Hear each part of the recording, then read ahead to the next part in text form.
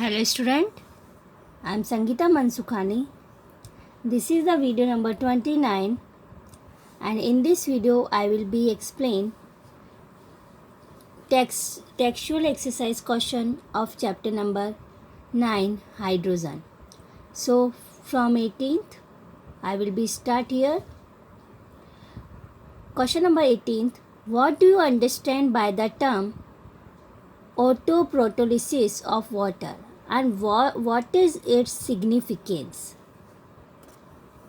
What do you understand by the term autoprotolysis of water and what is its significance? So answer is autoprotolysis, that is means self ionization, that is means water molecule react with water molecule. Okay, so self ionization, see here H2O, one H2O behave as a acid, that is means removal H ion and H plus ion, and H2O second one react as a behave base, that is means convert into the OH minus ion, H plus gain. So here H2O acid 1, because this H2O remove H plus ion and then convert into the base OH minus ion. Then this H2O gain H plus ion, so base 2, and then convert into the H3O plus, and here gaining high H plus ion, so acid 2. Okay, so this is the acid and this is the base. So this acid convert into this base, so it is a conjugated base, and this base convert into this acid, so it is a conjugated acid. So this is the autoprotolysis and self ionization. So its significance is water is react with water and then easily react and behave as a acid and base and converted into the conjugated acid and conjugated base. So water act as an acid or as a base, so it is a amphoteric nature. So it is a significance of water. Then question number 19th, consider the reaction of water with F2 and suggest in terms of the oxidation and reduction which species are oxidized and reduced. So water react with fluorine.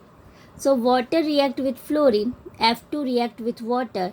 So water remove H plus ion and then these H2 react with fluorine.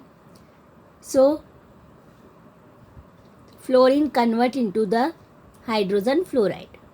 Okay, so water here fluorine convert into the fluoride ion. So fluorine elemental state, so here 0 oxidation state, and here convert into the -1. So 0 to -1 convert, so that is means decrease the oxidation number, so reduction, and here oxygen -2 and then convert into the 0. So increase the oxidation number. So oxidation and reduction both are occurs in this reaction. Then second one, F2 react with water, then convert into the ozone and then HF. So same, using the oxidation number concept, it can be seen that in both the reaction, fluorine is acting as a oxidizing agent. Reason, fluorine self reduce. See, 0 to convert into the -1. So decrease the oxidation number, so reduction, but it is responsible for oxidation. Okay, so it is a oxidizing agent, and while water is a reducing agent because it is responsible for reduction. So water is being oxidized and while fluorine is reduced. Okay, then question number 20, complete the following chemical reaction. PbS and plus H2O2. Okay, so lead sulfide react with hydrogen peroxide. So Pb react with sulfur and then oxygen, so PbSO4, lead sulfate and then 4H2O liquid. So PbS react with H2O2. So here you see, here H2O2 as a oxidizing agent, because PbS sulfate oxygen added, so oxidation, so hydrogen peroxide responsible for oxidation, so here H2O2 in the first reaction oxidizing agent. Okay, so oxidation and reduction both occur, so it is a redox reaction. Then second one, 2MnO4 minus plus 5H2O plus 6H plus. So MnO4 minus convert into the Mn2 plus. So oxidation, reduction. So H2O2 here responsible for reduction. So it is a reducing agent. So oxidation, reduction both occur. So here this reaction also, second reaction also redox reaction. Then third one, calcium oxide react with water, and calcium oxide react with water added and then form other compound. So calcium oxide react with water, so calcium oxide forms, so it is a hydrolysis. Then aluminum chloride react with water and then aluminum hydroxide are formed. So this is the hydrolysis, because water added and then form other compounds. Then calcium nitride Ca3N2 react with 6H2O. So calcium hydroxide form and ammonia. So also water added and then form new other compound, calcium hydroxide. So it is known as hydrolysis.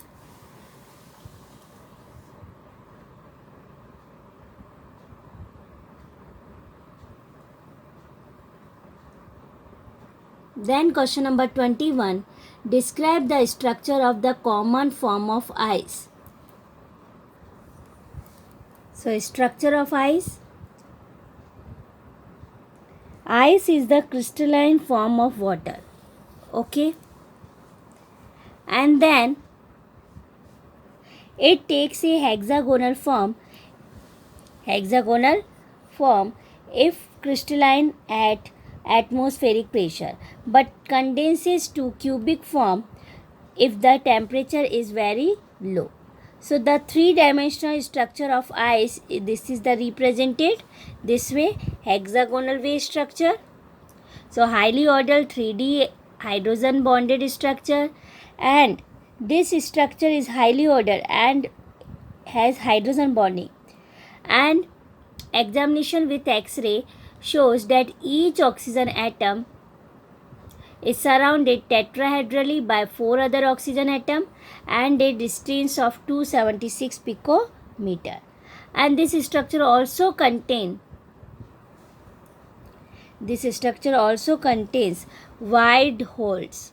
Okay, and wide holes that can hold the molecules of appropriate size interstitially. Okay, so hydrogen bond gives, I say, open type structure with wide holes, and these holes holds other molecules.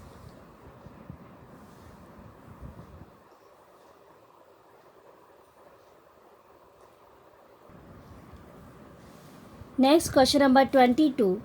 What causes the temporary and permanent hardness of water? What causes the temporary and permanent hardness of water? So I already explained in my notes what is the difference between soft water and hard water. Soft water, water free from soluble salt of calcium and magnesium, is called soft water, and it gives lather with soap easily.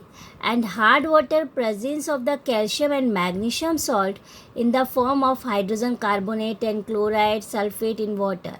So it is called hard water, and it forms PPT with soap. So hardness of water, it is a two types. There are two types category, temporary and permanent. So question is, what causes the temporary and permanent hardness of the water? So temporary hardness due to the presence of the magnesium and calcium hydrogen carbonates. Temporary hardness reason, presence of the magnesium and calcium hydrogen carbonates. And permanent hardness causes this hardness is due to the presence of soluble salt of magnesium and calcium in the form of chlorides and sulfate in water.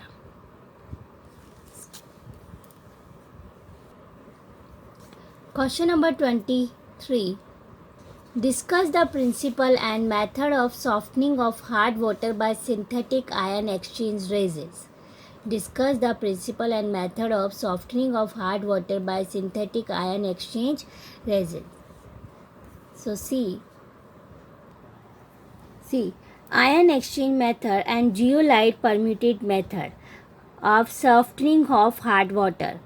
Okay, so ion exchange method, otherwise we have to say synthetic ion exchange method, fourth number. This is the third number, exchange ion method.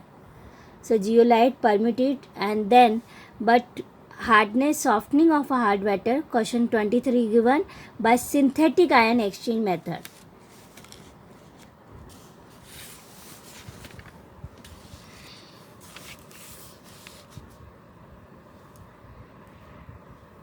Synthetic resins method more efficient than zeolite, because zeolite you already know, sodium aluminum silicate, it is known as zeolite. So more efficient than zeolite process. Synthetic resin method, it is a more efficient than zeolite process. Nowadays hard water softened by using synthetic cation exchangers. Okay, and two types of exchanger, synthetic cations and synthetic anion exchangers. So synthetic cation exchangers resins contain large organic molecules with sulfonic group SO3H and insoluble. So ion exchange resin like RSO3H change to the RNA. Okay, and RNA react with any metal of ion, because you already known is here M. Calcium and magnesium ions present in the salt present in the hard water. So whenever RNA react with the M2 plus, so R react with M, R2M and then 2Na plus. And this resin exchanges Na plus ions with calcium and magnesium 2 plus ion present in hard water to the make water soft. So resin regenerated by add aqueous NaCl. So pure demineralized water free from all soluble mineral salt, and it is easily obtained by passing water successively through cation exchange like in H plus form and in anion exchange OH minus form resins. Okay, so cationic exchange and anionic exchange. So cationic exchange, that is means RH, H plus form. So RH react with M2 plus, here hard water. So RH cationic exchange react with M2 plus, so MR2 and 2H plus ion remove. In this cation exchange, H plus ion exchange from Na plus calcium plus to magnesium ion. So this process result in H plus release, and then water is makes acidic. Okay, and in anion exchange, RNS2 we have to use. Okay, and then react with OH minus ion, and so OH minus ion H2O, OH minus ion react with NH2, so RNS3 plus OH minus, and then react with X minus, so RNS3 plus X minus, and then OH minus, and OH minus exchange for anions like chloride ion, bicarbonate ion, sulfate ion present in water. So OH minus liberated and then neutralized by H plus ion. So H plus ion and then OH minus, both are react and then neutralize. So H plus ion and OH minus water and exhausted. So exhausted cation and anion exchange resin beads. So regenerate by react with dilute acid and alkali solution. So this is the synthetic resin method.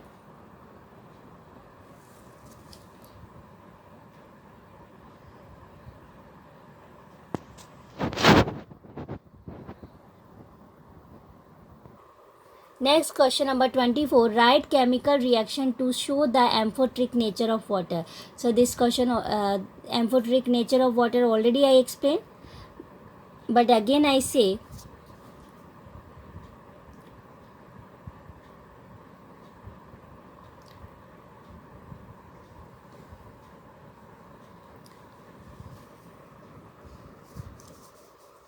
water react with acid and water react with base. So it is represent acidic nature and base, it is represent amphoteric nature, because react with acid and base, and then both time react as a base and then acid. So water act as a base, otherwise acid, so it's amphoteric nature.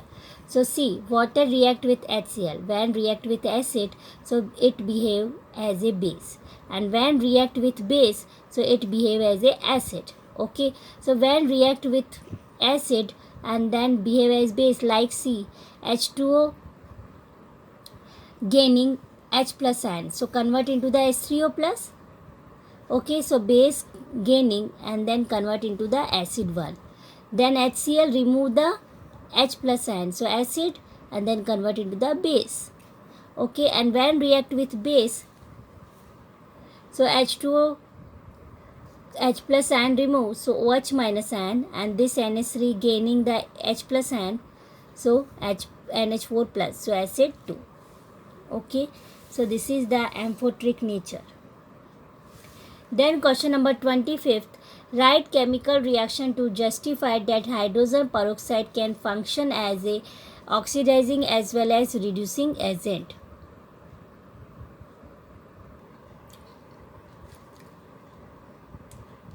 In both acidic and alkaline medium, hydrogen peroxide acts as an oxidizing as well as reducing agent. See, in acidic medium, Fe react with Fe2 plus and 2H plus. So hydrogen peroxide, here you see Fe2 plus convert into the Fe3 plus, increase the oxidation number, that is means oxidation. So hydrogen peroxide responsible for oxidation, so it is a react as a oxidizing agent. Then in this reaction, PbS react with hydrogen peroxide, so PbS convert into the PbSO4.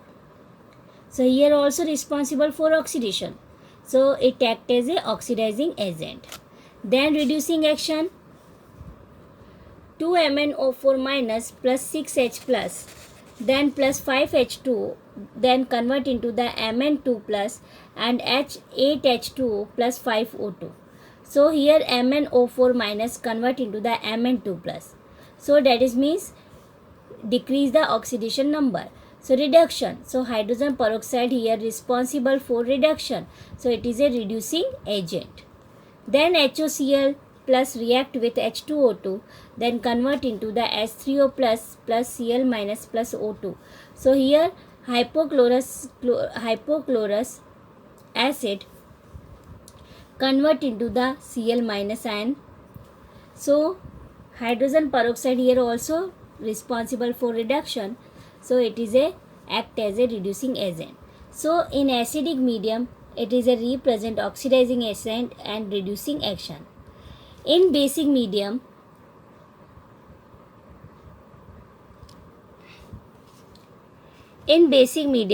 oxidizing action, 2Fe2 plus H2O2 convert into the 2Fe3 plus plus 2OH minus. So Fe2 plus convert into the Fe3 plus. So increase the oxidation number. So responsible H2O2 here responsible for oxidation, so it act as a oxidizing agent. Then Mn2 plus react with H2O2, so Mn2 plus convert into the Mn4 plus, so increase the oxidation number, that is means oxidation. So here also hydrogen peroxide responsible for oxidizing agent, so it act as a oxidizing agent. Then reducing action, I2 plus H2O2 plus 2OH minus convert into the 2I minus plus 2H2O plus O2. Okay, so I2 0 and then convert into the I minus. So decrease the oxidation number. So hydrogen peroxide responsible for reduction, so here act as a reducing agent. Then 2MnO4 minus plus 3H2O, then react convert into the 2MnO2 plus 3O2 plus 2H2O plus 2OH minus. So MnO4 minus convert into the MnO2, so reduction. So hydrogen peroxide responsible for reduction, so here it act as a reducing agent. So in acidic medium, in basic medium, hydrogen peroxide represent as a oxidizing action and reducing action. Question number 26.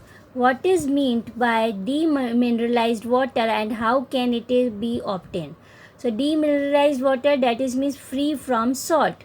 So known as demineralized water, and it can be obtained by softening by synthetic ion exchanger. So in this question number 23, I already in question number 23 I already explained synthetic ion exchanger method. Then question number 27, is demineralized or distilled water useful for drinking purpose? If not, how can it be made useful? So demineralized or distilled water does not contain any minerals, and so it is not useful for drinking purpose. So to make it drinkable or potable, proper minerals in required amount should be added. Okay, so demineralized, that is means does not contain any mineral. So it is not useful for drinking, because it is to make it drinkable or potable we have to require minerals. Okay, proper amount in, so should be added. Clear? Then question number 28, describe the usefulness of water in biosphere and biological system. So usefulness of water in biosphere and biological system. So water is essential for all forms of life. Okay, water is essential for all forms of life, and then when compared to the other liquids,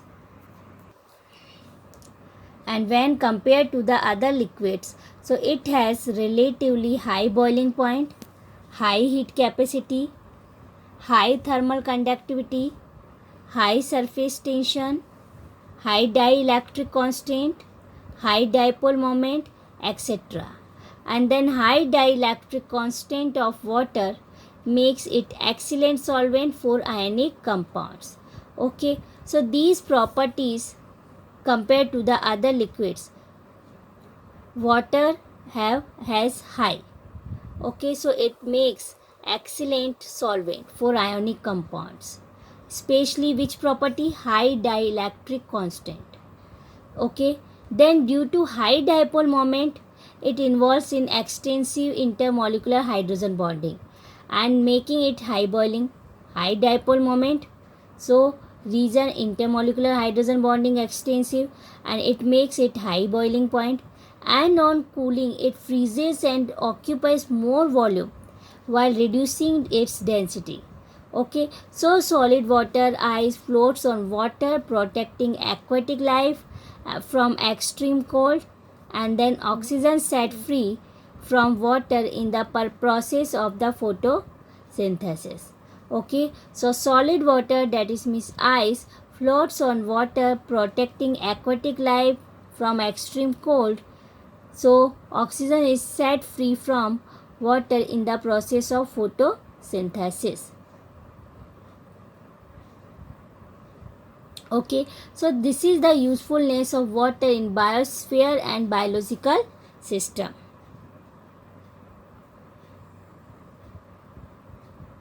So water essential for all forms life, and whenever compared to the other liquids, so high boiling point, high heat capacity, high thermal conductivity, surface tension also high, dielectric constant high, high dipole moment, and high dielectric constant, water makes is excellent solvent. Then high dipole moment, so its intermolecular hydrogen bonding also extensive and making it high boiling point. And whenever cooling, so it freezes, so more volume occupies.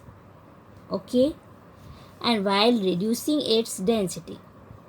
So solid water floats on water, protecting aquatic life from extreme cold, and oxygen is set free from water in the process of photosynthesis. Then question number 29, what properties of water make it useful as solvent? What type of compounds can it dissolve and hydrolysis?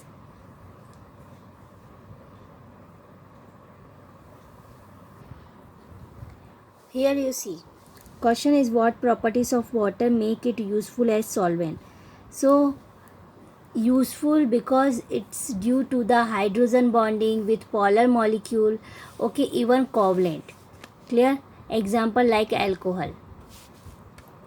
Then unusual property in the condensed phase, liquid and solid state, due to the presence of the extensive hydrogen bonding between water molecule. Okay, then high freezing point, high boiling point, high heat of vaporization, high heat of fusion, then hydrogen sulfide and hydrogen selenium. Then higher specific properties. Okay, specific heat, thermal conductivity, high surface tension, dipole moment, dielectric constant. Okay, dielectric constant also high value. And then dipole moment water as a universal solvent. Okay, high heat of vaporization, heat capacity are responsible for moderate of climate, body temperature of living beings. Then excellent solvent for transportation of ions and molecules required for plant and animal metabolism.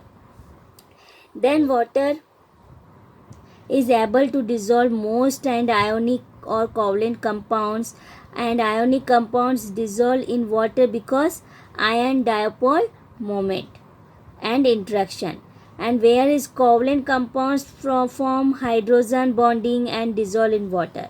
So when water can hydrolyze metallic and non-metallic oxides and hydrides, carbides, phosphide, nitrides and various other salts. And during hydrolyze H plus and OH minus ions of water with reacting and then molecules. Okay, interact with the reacting molecules. Like calcium oxide react with water, so formation calcium hydroxide. Sodium hydride react with water, sodium hydroxide and water, and calcium carbide react with carbide.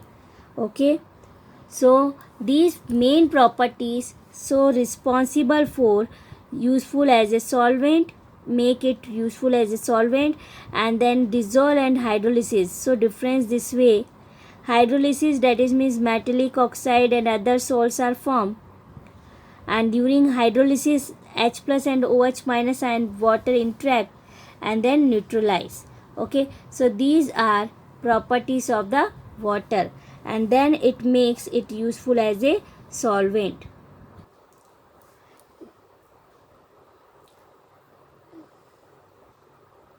Then question number 30. Knowing the properties of water and D2O, do you think that D2O can be used for drinking purpose? So this question I will be explained in next video. Thank you so much.